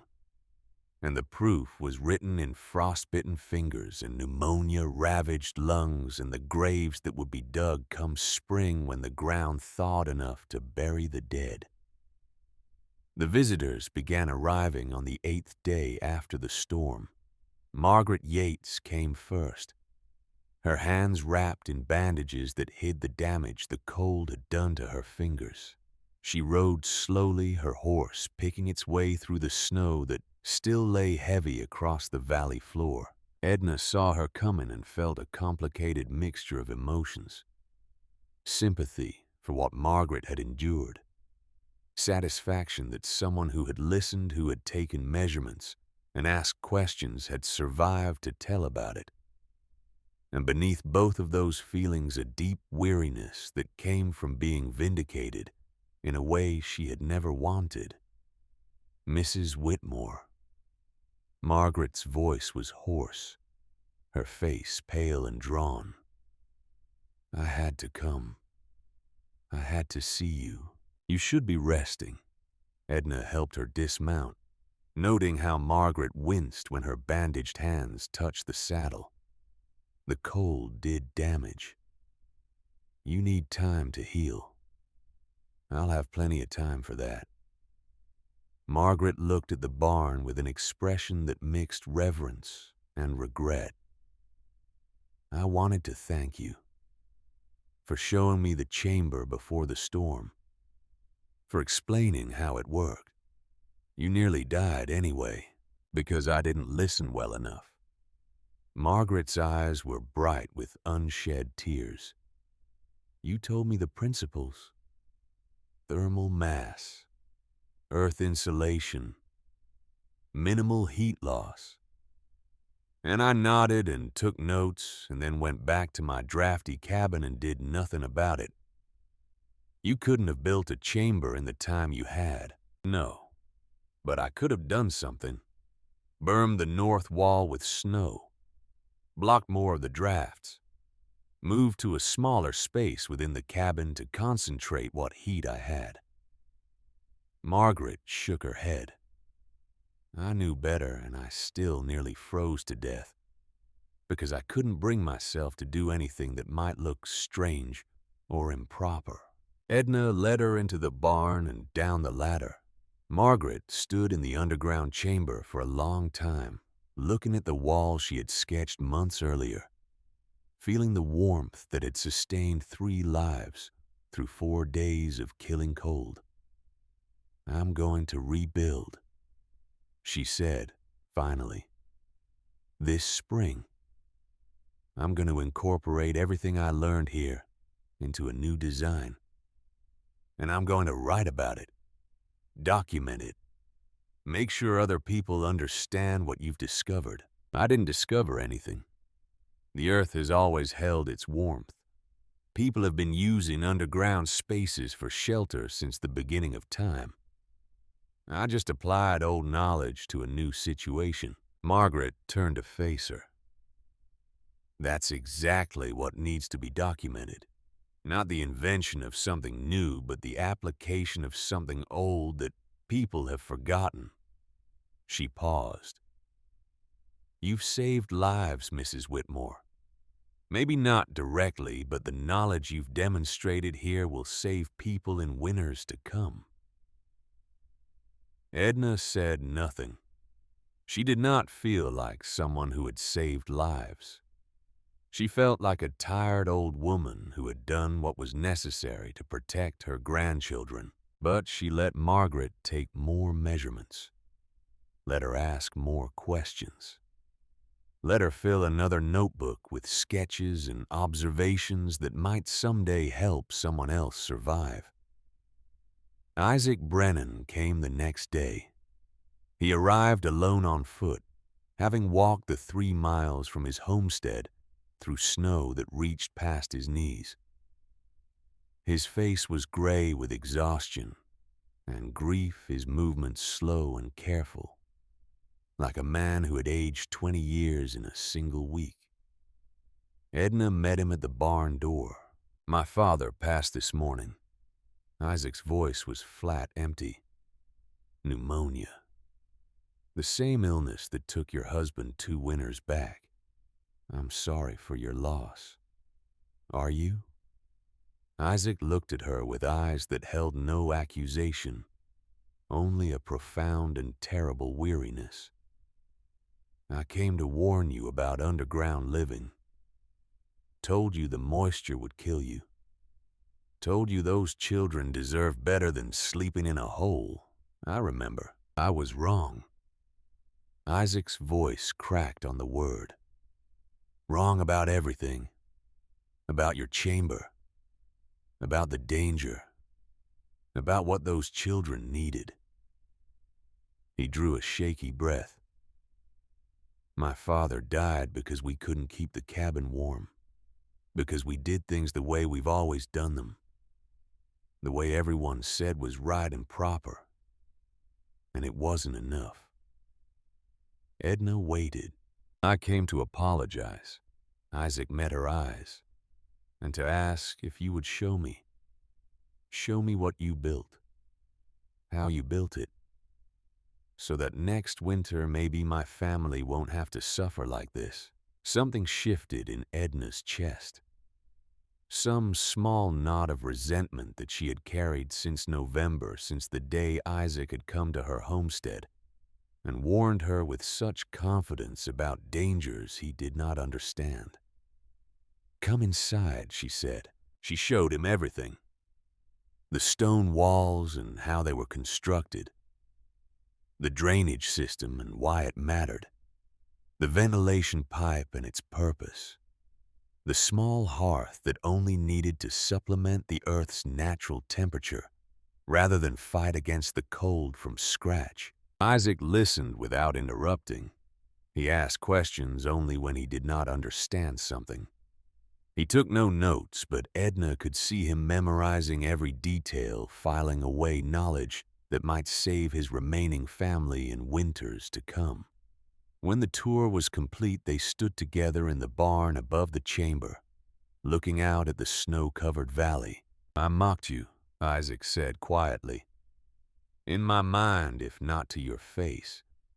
Thought you'd gone strange with grief. Thought you were endangering those children with your foolishness. I know. You never said anything. Never defended yourself. Never tried to explain. Edna shrugged. Would you have listened? No. Isaac shook his head slowly. No, I wouldn't have. I was too certain that I knew better.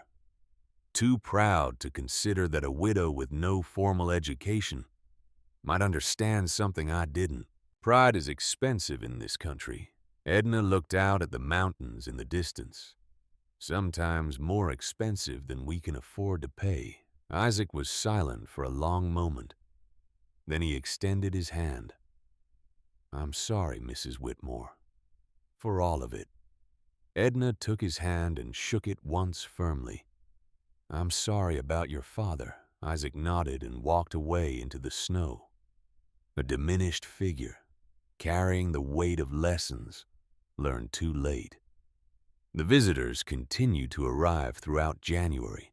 Families who had suffered through the storm, men whose livestock had died in the cold, women whose children bore the marks of frostbite on their fingers and toes. They came singly and in pairs, sometimes whole families, making the difficult journey through the snow to see the underground chamber that had become the talk of the territory. Edna showed them all, answered their questions, explained the principles as clearly as she could. Some of them apologized for the mockery. Others pretended they had never doubted her. A few simply looked and listened and left without comment, their silence speaking louder than any words. The community that had shunned her was slowly, grudgingly accepting that she had been right. But acceptance did not solve her problem. The storm had cost her 3 weeks. 3 weeks during which she could not travel to town to sell eggs and butter. 3 weeks during which she could not work on generating the income she desperately needed. 3 weeks closer to the February deadline that hung over her head like an executioner's blade. Edna counted her savings on the night of January 20th. $78. She had managed to add $15 to her total. Since December, selling what little she could to the visitors who came to see her chamber, she was still $140 short. 11 days remained until February 1st. The math was impossible. Even if she sold everything she owned except the land itself, she could not raise that kind of money in 11 days. Not in the aftermath of a storm that had devastated the entire valley. Not when everyone around her was struggling to survive. Harlan Croy would win. He would take her land, her home, the graves on the hill where her husband and son and daughter-in-law rested. He would own the property that 3 generations of her family had worked and bled and died to build. And her grandchildren would be sent somewhere else, to relatives who might or might not exist, to orphanages that would separate them and put them to work, to a future that did not include the only home they had ever known. Edna sat in the underground chamber that night, listening to the children sleep, and allowed herself to face the possibility of defeat. She had tried so hard, built something remarkable, survived what should have killed her, proven everyone wrong about her design and her judgment and her ability to protect her family, and none of it mattered, because Harlan Croy had paper with her husband's name on it, and paper was more powerful than survival, more powerful than ingenuity, more powerful than the truth. Edna closed her eyes and prayed for the first time in months, not for a miracle. She had stopped believing in miracles when she buried her son. She prayed for strength, strength to face what was coming, strength to protect the children from the worst of it, strength to keep going even when going seemed pointless. The prayer did not make her feel better, but it reminded her who she was, a woman who had survived the death of a husband and a son and a daughter-in-law, a woman who had built a room underground and kept her family warm through a killing blizzard, a woman who did not give up even when giving up was the only sensible option. She opened her eyes and looked around the chamber she had built with her own hands. If Harlan Croy wanted this land, he would have to take it from her. She would not simply hand it over. She would fight with everything she had, even if everything she had was not enough. 11 days. A lot could happen in 11 days. January 25th brought an unexpected visitor. Edna was in the barn forking hay down from the loft when she heard hoofbeats approaching. She looked up to see a black buggy pulled by 2 matching gray horses, and her stomach dropped. Harlan Croy. She set down the pitchfork and walked to the barn door, wiping her hands on her apron. By the time she reached the threshold, Harlan was climbing down from his buggy, his expensive boots sinking into the snow, his face arranged in an expression of concerned benevolence that did not reach his eyes. Mrs. Whitmore. He tipped his hat. "I hope you survived the storm well." "Well enough. I heard about your underground chamber." Harlan's smile widened slightly. "Quite the topic of conversation in town. People are saying you've discovered something revolutionary, that you stayed warm through the whole blizzard while everyone else nearly froze." Edna said nothing. "I came to discuss business." Harlan reached into his coat and withdrew a familiar folded paper.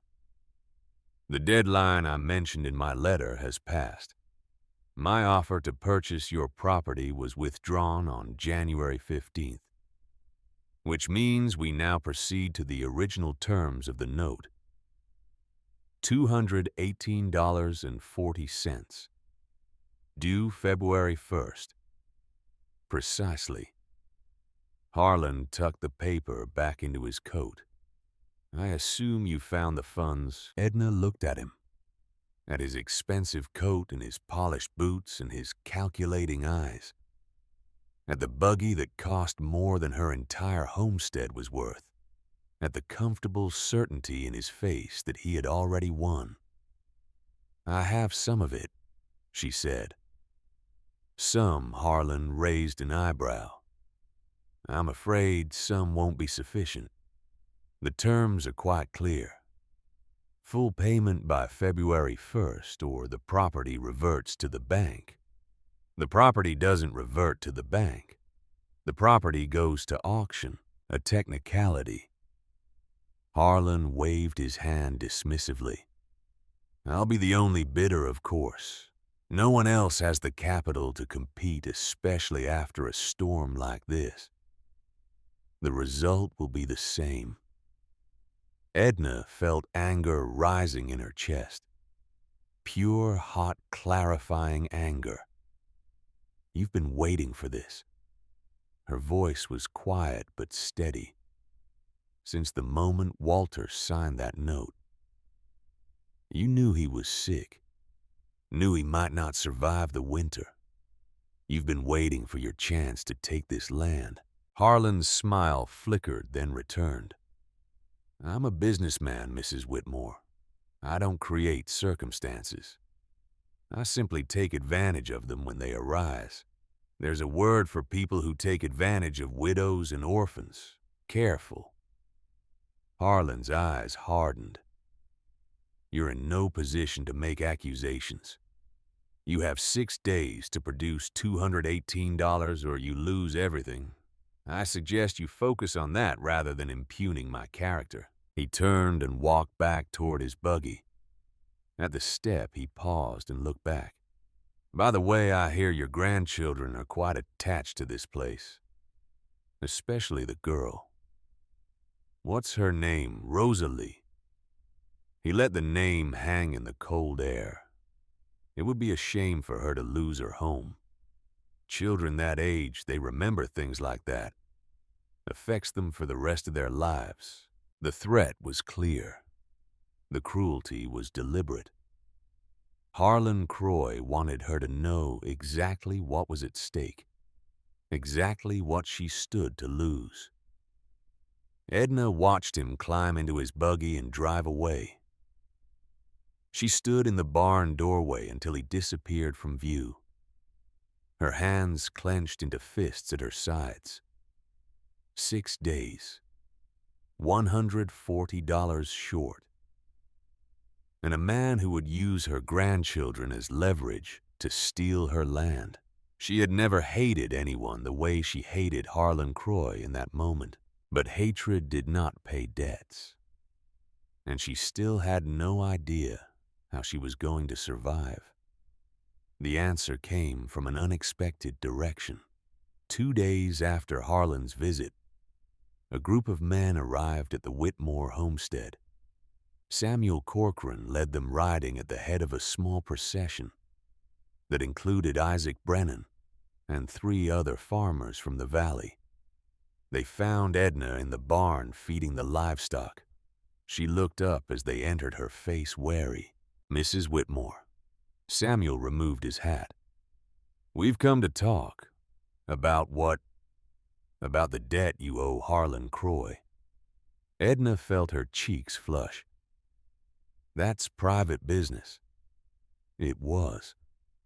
Isaac stepped forward until Harlan started talking about it in the saloon, bragging about how he's going to own your land by February, talking about what he plans to do with those children of yours once you're out of the way. The anger flared again, but Edna kept her voice steady. "There's nothing to be done about it. I don't have the money." "No," Samuel agreed. "But we do." Edna stared at him. "What?" "The 5 of us have pooled our resources," Isaac continued. $40 each. 200 total. It's not quite enough to cover the full amount with interest. But we figure Harlan might accept it as a settlement, especially if we all show up together to deliver it. Edna could not speak. She looked from face to face, seeing men who had mocked her, doubted her, whispered about her. Behind her back, men who had come to her homestead after the storm with apologies and questions and requests to see her underground chamber. Why she finally managed. Samuel shifted uncomfortably. "Because you were right, and we were wrong. And that matters, because you saved our families." Another man spoke up, a farmer named Peterson, whose wife had nearly lost a hand to frostbite. "My wife is already talking about building an underground room next fall. Says it's the only way she'll feel safe through another winter. That knowledge came from you, Mrs. Whitmore, because it's the right thing to do." Isaac's voice was quiet but firm. "We call ourselves a community, but we haven't acted like one. We let you struggle alone when you needed help. We mocked you when you tried something different. We watched Harlan circle your property like a vulture and did nothing to stop him." He paused. "My father died because we couldn't keep our cabin warm. Yours didn't because you built something better. The least I can do is help you keep the land where you built it." Edna felt tears prick her eyes. She blinked them back, unwilling to show weakness even in the face of unexpected kindness. "I can't accept this." Her voice was thick. "It's too much." "It's not a gift," Samuel said. "It's a loan. You can pay us back as you're able over the next few years. No interest, no deadlines. Just neighbors helping neighbors the way we should have been doing all along." Edna looked at the money in Samuel's hand. $200. More than she had saved in a year of scraping and selling and sacrificing. "Why now?" she asked. "After everything. Why are you willing to help me now?" Isaac answered. "Because the storm showed us what matters. We nearly lost everything. Homes, families, lives.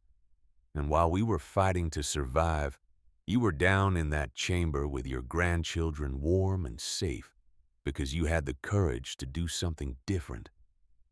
He met her eyes. You didn't give up when we told you to.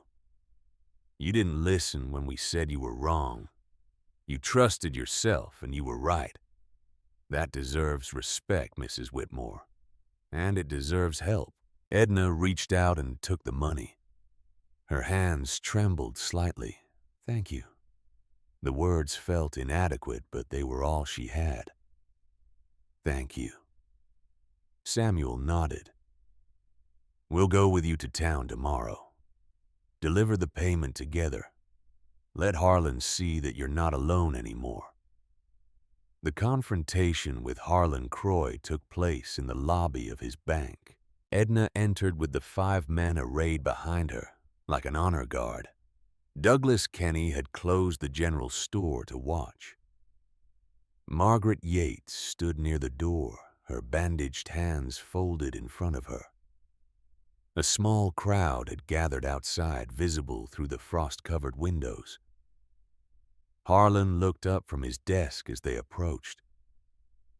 His smile flickered when he saw how many people accompanied the widow. Mrs. Whitmore. He rose slowly. I wasn't expecting a delegation. I've come to pay my debt. Edna set the money on his desk. $218.40. Counted twice. Harlan stared at the bills. His expression shifted from surprise to suspicion, to something that looked almost like fear. This is unexpected. He made no move to touch the money. Where did you find this kind of sum? Does it matter? Isaac's voice was hard. The debt is paid. The terms are satisfied. Mrs. Whitmore's property remains her own. Harlan's eyes darted around the room, taking in the faces of the men who had come with Edna. Men he had considered his inferiors. Men he had assumed would never interfere with his business. This is highly irregular, he said slowly. The note specified payment to the bank, not to me personally. There are procedures. Then follow them. Samuel stepped forward. Write her a receipt. Mark the debt as paid. And leave her alone. The threat was implicit but unmistakable. Harlan Croy had power in this valley. But he did not have absolute power. He could not foreclose on a debt that had been paid. He could not evict a widow who had satisfied her obligations. And he could not ignore the message that the community was sending by showing up in force to support her. Very well. Harlan's voice was tight.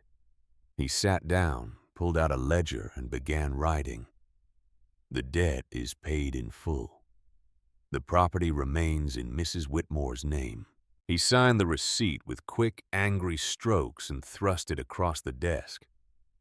Edna took it, looked at it, folded it carefully, and slipped it into her apron pocket. Thank you, she said. Her voice was calm, betraying none of the triumph she felt inside. She turned and walked out of the bank, the 5 men following behind her. The crowd outside parted to let them through, and Edna heard scattered applause, scattered cheers, the sound of a community acknowledging that something important had just happened. She did not look back at Harlan Croy, did not give him the satisfaction of seeing her react to his defeat. But she allowed herself a small smile as she climbed onto the wagon that would take her home. The land was hers. The children were safe. And the man who had tried to steal her future had failed. Spring came slowly to Montana Territory in 1887. The snow melted in fits and starts, receding from the valley floor, while still clinging to the mountain peaks. Creeks swelled with runoff. Roads turned to mud. The earth softened enough to bury the dead from the winter, including Isaac Brennan's father, and 7 others from the surrounding homesteads. Edna attended every funeral, stood at every graveside, listened to every prayer and every eulogy and every whispered confession of guilt from people who wondered if they could have done more. She did not speak of her underground chamber at the funerals. It seemed wrong to talk about survival in places dedicated to mourning the dead. But afterwards, in the weeks that followed, people came to her with questions. Farmers who wanted to know how to build their own underground rooms. Wives who wanted to understand the principles of thermal mass. Young men planning homesteads of their own, who wanted to start with something better than the drafty cabins that had nearly killed so many. Edna showed them all, explained everything she knew, drew diagrams in the dirt and sketched plans on paper, and walked them through the construction process step by step. By the end of April, 3 families had begun excavating underground chambers of their own. By the end of May, the number had grown to 7. Margaret Yates, her fingers healed but scarred, wrote an article for the Fergus County Advocate titled, "Underground Survival Lessons from the Blizzard of 1887." The article mentioned Edna by name, describing her as a widow who innovated a practical heating solution during the harsh winter, and a pioneer of earth-sheltered construction in the Montana Territory. The article was only 3 paragraphs long, buried on page 4 of a small weekly newspaper that few people outside the valley ever saw. But it marked a shift. What had been seen as strange was now seen as smart. What had been mocked was now admired. What had been the desperate invention of a grieving widow was now the foundation of a new approach to frontier survival. Douglas Kenny started stocking more firebrick and clay pipe. He mentioned to customers that there was increasing interest in underground construction and that he could order specific materials if needed. Isaac Brennan, carrying the weight of his father's death like a stone in his chest, built a winter parlor beneath his cabin, a semi-underground space where his family could gather during the coldest months, insulated by earth, warmed by a small hearth, protected from the wind that had nearly killed them all. The design was different from Edna's. He used concrete instead of stone for the walls. He added a larger hearth. He connected the space to the main cabin through an interior passage instead of a trapdoor. But the principles were the same. Go underground. Use thermal mass. Let the earth do the work. Edna watched the changes with a mixture of pride and humility. She had not invented anything new, had not discovered secrets hidden from the rest of humanity. She had simply remembered old knowledge and applied it to her situation. But sometimes that was enough. Sometimes the reminder was as valuable as the invention. The years that followed brought more changes than Edna could have anticipated. Caleb grew tall and strong, developing a fascination with mathematics and engineering that reminded Edna of her father. He took over the measurements and documentation of the underground chamber, recording temperature and humidity and air quality with a scientific precision that impressed everyone who saw his notebooks. At 16, he announced his intention to study engineering at the university in Missoula. Edna sold 2 cows to pay for his first year of tuition. She would have sold more, but Caleb insisted on working to cover the rest. He graduated 4 years later with honors, specializing in thermal engineering and earth-sheltered construction. His thesis was titled, "Practical Applications of Ground-Coupled Heat Transfer in Rural Montana." The dedication page read, For my grandmother, who taught me that sometimes the old ways are the best ways, Rosalie followed a different path. She remembered the long winter days in the underground chamber, the lessons her grandmother taught by lamplight, the stories they read together while the world above them froze. She became a teacher like Margaret Yates before her. She taught in the same schoolhouse where Margaret had once taught, in a building that now included an underground classroom that stayed comfortable even in the depths of winter. She kept a diagram of her grandmother's chamber on the wall. When students asked about it, she told them the story. How her grandmother had been mocked for digging. How the blizzard had proved the design. How warmth and survival sometimes required thinking differently.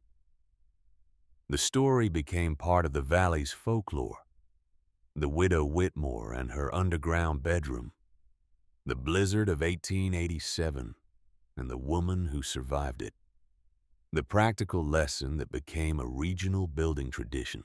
Edna lived on the homestead until 1902. 15 years after the Great Blizzard, she sold the property to a young couple from Iowa who had heard stories about the famous underground room. They wanted the land specifically because of its history, because of what had been built there, because of what it represented.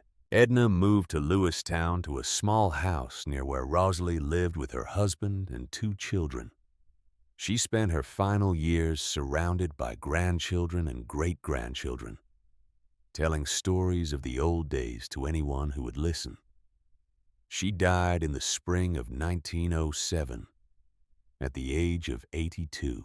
They buried her on the hill behind the old homestead next to Walter and James and Catherine. The new owners gave permission readily. They understood what that hill meant, what the woman buried there had accomplished. The gravestone they placed above her read, Edna Whitmore, 1825 to 1907. She built a home beneath the earth and taught us how to survive. The underground chamber beneath the barn remained in use for another 20 years. The couple from Iowa slept there every winter, raising 3 children in the space that Edna had carved from the Montana soil. They expanded it slightly, adding a second room for storage, improving the ventilation system, replacing the old stone walls with more durable concrete. But they kept the original hearth, kept the original ladder, kept the small shelf where Edna had placed her oil lamp and water pitcher during those long winter nights when the world above was frozen and deadly. Visitors came to see it sometimes. Architects and engineers who had heard about the design and wanted to study it firsthand. Journalists who wrote articles about frontier survival. Historians who recognized the significance of what one woman had built with nothing but determination and old knowledge and a desperate love for her grandchildren. In 1923, the barn finally collapsed under the weight of a heavy snowfall. The underground chamber survived, protected by the earth that surrounded it, but without the barn above it, lost its primary source of supplemental heat. The property changed hands several times after that. The chamber was eventually filled in its location, marked only by a slight depression in the ground where the earth had settled over decades. But the knowledge endured. By 1920, earth-sheltered construction had become a recognized field in American architecture. Engineers used scientific methods to analyze thermal mass performance and optimize underground building techniques.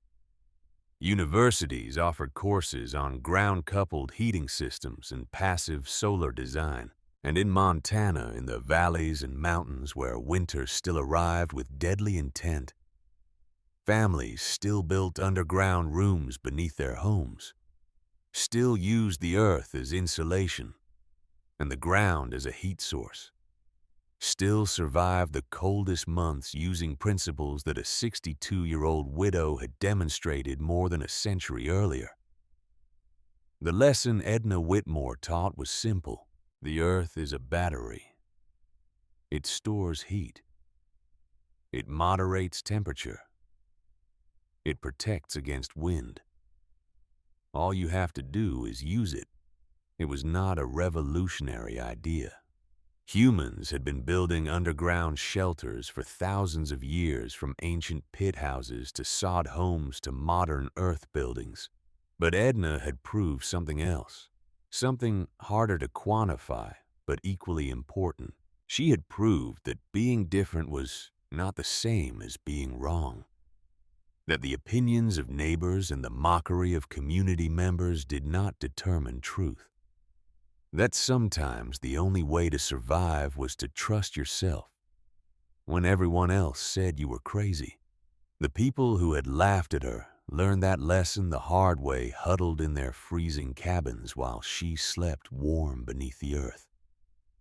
But they learned, and in learning they honored her more than any gravestone or newspaper article or family legend ever could.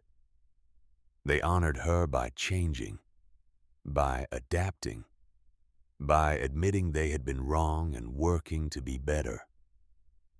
That was Edna Whitmore's true legacy, not the underground chamber, though it was remarkable, not the survival of her grandchildren, though it was precious, not even the knowledge she passed on to others, though it saved lives for generations.